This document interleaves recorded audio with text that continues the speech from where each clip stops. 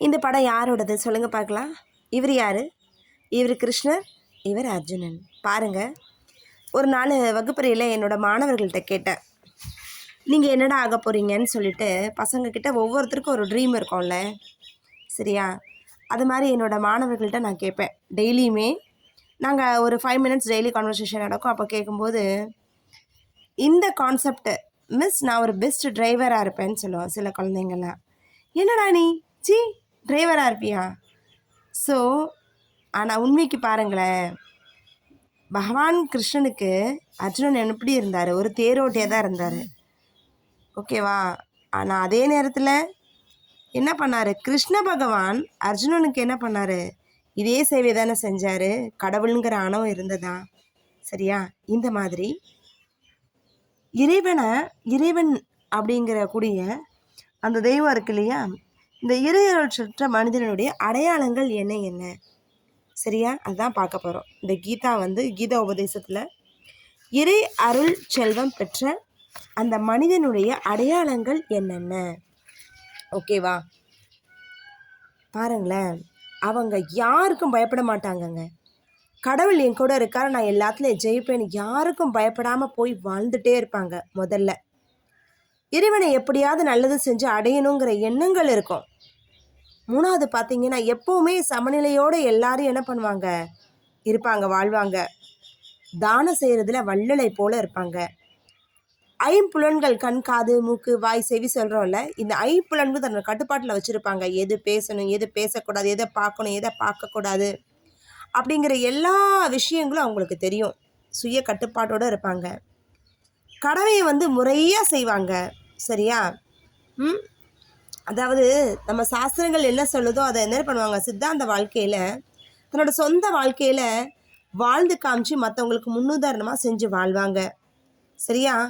அதாவது செய்யக்கூடிய கடமைகளை எவ்வளோ பிரச்சனைகள் வந்தாலும் சரி, இவங்க என்ன செய்ய மாட்டாங்க, இடையூறுகள் எவ்வளோ பிரச்சனை வந்தாலும் அதை மகிழ்ச்சியோட என்ன பண்ணுவாங்கன்னா பொறுத்துட்டே இருப்பாங்க, சண்டை போட மாட்டாங்க. இன்னொன்று, உடல், உள்ளம், வாக்கு, உடலாலும் உள்ளத்தாலும் வாக்காலும் எப்போவுமே நேர்மையாக தான் இருப்பாங்க. அவங்களுக்கு பொய் வராது, சரிங்களா? நம்ம எதெல்லாம் கண்டதெல்லாம், கேட்டது, அறிஞ்சது, இது மாதிரி பல விஷயங்கள் இருக்குல்ல, எல்லாத்துலேயுமே அவங்கக்கிட்ட இருந்து வர வார்த்தைகள் எல்லாமே இனிய சொற்களாக மட்டும்தான் இருக்கும். இன்னொன்று பார்த்தீங்கன்னா, நம்ம எல்லாருமே தெய்வத்தோட சொரூபந்தான் அப்படிங்கிறதுல உறுதியாக கொண்டு யார்கிட்டையும் கோவப்பட மாட்டாங்க. இதுக்கு பேர் தான் என்னென்னா ஈஸ்வர ஸ்வரூபம்னு பேர். நம்ம எல்லாருக்குள்ளேயும் என்ன இருக்குது? ஆக்கல் சக்தியும் இருக்குது, அழித்தல் சக்தி இருக்குது, காத்தல் இருக்குது. ஆனால் ஈஸ்வர ஸ்வரூபம்னா பகவான் எல்லாருக்குள்ளேயும் இருக்காருங்கிறதுனால ஒருத்தர்கிட்ட பேசும்போது கூட என்ன பண்ண மாட்டாங்க, கோபம் கொள்ளாமல் இருந்து அவங்கக்கிட்ட நிதானமாக இருப்பாங்க, சரிங்களா? ஆசைகளை திறந்தவங்களா, எதுலேயுமே அவங்களுக்கு பேராசை இருக்காது. விருப்பு வெறுப்புகளால் எழக்கூடிய செயல்கள் அவங்கக்கிட்ட குறைவாக இருக்கும். யாரையும் கோல் பேச மாட்டாங்க, சரியா? எல்லா உயிரினங்களிடத்தையும் இரக்கமாக இருப்பாங்க, ஓகேவா? அவங்களுக்கு ஒரு உயிரி ஜீவராசியை கொல்றது, அப்புறம் பழிக்கிறது, இதெல்லாம் அவங்களுக்கு பிடிக்காது. இந்த உலகியல் பொருட்களை எதை பார்த்தாலும் நம்மளாம் ஆசைப்படுறோம்ல, அந்த ஆசை அவங்கக்கிட்ட இருக்கவே இருக்காது. மென்மையான இதயம் கொண்டு இருப்பாங்க, சரியா? ஏதாவது செய்யக்கூடாத செயல் செஞ்சால், இந்த செயல் நம்ம செஞ்சால் எவ்வளோ அசிங்கமாக இருக்கும், இந்த செயலை நம்ம கண்டிப்பாக செய்யக்கூடாதுன்னு வெட்கப்பட்டு அந்த மாதிரி செயல்களில் இறங்கவே மாட்டாங்க, சரியா? அவசரப்பட மாட்டாங்க எதுலேயுமே. சபல சித்தம்னு சொல்லுவாங்க, சபலப்படுறது, அந்த விஷயங்கள்லாம் அவங்கக்கிட்ட இருக்கவே இருக்காது, சரியா? இன்னொன்று, உடலாலையும் வாக்காலையும் என்ன பண்ணுவாங்க, உண்மையாக சக்தியை கொண்டு இருப்பாங்க அவங்கக்கிட்ட, சரியா? அதாவது அவங்கக்கிட்ட தப்பு செஞ்சவனை அடித்து துன்புறுத்தலாம் இல்லையா, அந்த தன்மை இருந்திருந்தாலும் யாரையுமே தண்டிக்க மாட்டாங்க. தண்டிக்காமல் என்ன பண்ணுவாங்க, அந்த குற்றவாளியுடைய குற்றங்களெல்லாம் மன்னித்து பிளெஸ்ஸிங் கொடுக்குறவங்களாம் இருப்பாங்க. எல்லா விஷயத்துலையும் அவங்களுக்கு மிஞ்சினவங்க அவங்க மட்டும்தாங்க. தைரியமாக இருப்பாங்க, எதை இழந்தாலும் அவங்க தைரியத்தை விடவே மாட்டாங்க, சரியா? எப்போவுமே பார்த்தீங்கன்னா உடல் தூய்மை ரொம்ப ரொம்ப நல்லது. அவங்கக்கிட்ட பழி வாங்கக்கூடிய எண்ணம் இருக்காது, சரியா? தான் உயர்ந்தவன், மற்றவன் எல்லாம் தாழ்ந்தவன் அப்படிங்கிற செருக்கு அவங்கக்கிட்ட இருக்காது. நேர்மையாக இருப்பாங்க. ஸோ இந்த கேரக்டர்ஸ் யார்கிட்டலாம் இருக்குதோ அவங்கெல்லாம் நான் இறையருள் பலம் பெற்றவங்க. சரியா? ஸோ நல்லா சொல்லுங்கள். இன்றைக்கி உங்களை யாராவது கேட்குறாங்க, நீ என்னப்பா ஆக போகிற? சரியா?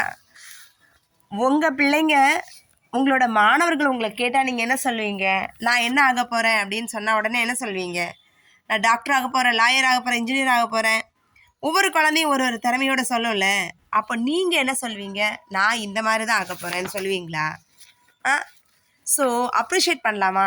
யாராக இருந்தாலும், ஓகேவா, யாராக இருந்தாலும் அவரவர் திறமைகளில் அவரவர் என்ன பண்ணும்? உண்மையாக இருக்க வேண்டும். சரியா? இப்போ பாருங்கள், நம்ம சொல்லிக் கொடுக்க வேண்டிய முதல் விஷயம் என்னென்னா ஐம்புலன்களை அடக்குதல். அது எப்படி மிஸ்? நான் சொல்லுவேன், இது கிளாஸ் ரூம்டா குட்டிங்களா. கிளாஸ் ரூமில் நீங்கள் எப்படி இருக்கணும்? உன் ஃப்ரெண்டு கூப்பிட்றான், கெட்ட விஷயமா இருக்குது, அந்த 3 குரங்க ஞாபகம் வச்சுக்கோ. அந்த 3 குரங்கு என்ன பண்ணும்? ஒன்று காதை மூடி இருக்கும், ஓகேவா, கண்ணை மூடி இருக்கும், ஒன்று கையை கட்டியிருக்கோம். ஸோ இதெல்லாம் என்ன சொல்லுது நமக்கு? கெட்ட விஷயங்கள் பார்க்காத, கேட்காத, செய்யாத, வேண்டான்னு சொல்லும். ஓகேவா? நீங்களும் இருப்பீங்களா? இன்றைக்கி சொன்ன கருத்தை பிடிச்சிருந்தா லைக் பண்ணுங்கள், ஷேர் பண்ணுங்கள், கமெண்ட் பண்ணுங்கள் அண்ட் சப்ஸ்கிரைப் பண்ணுங்கள்.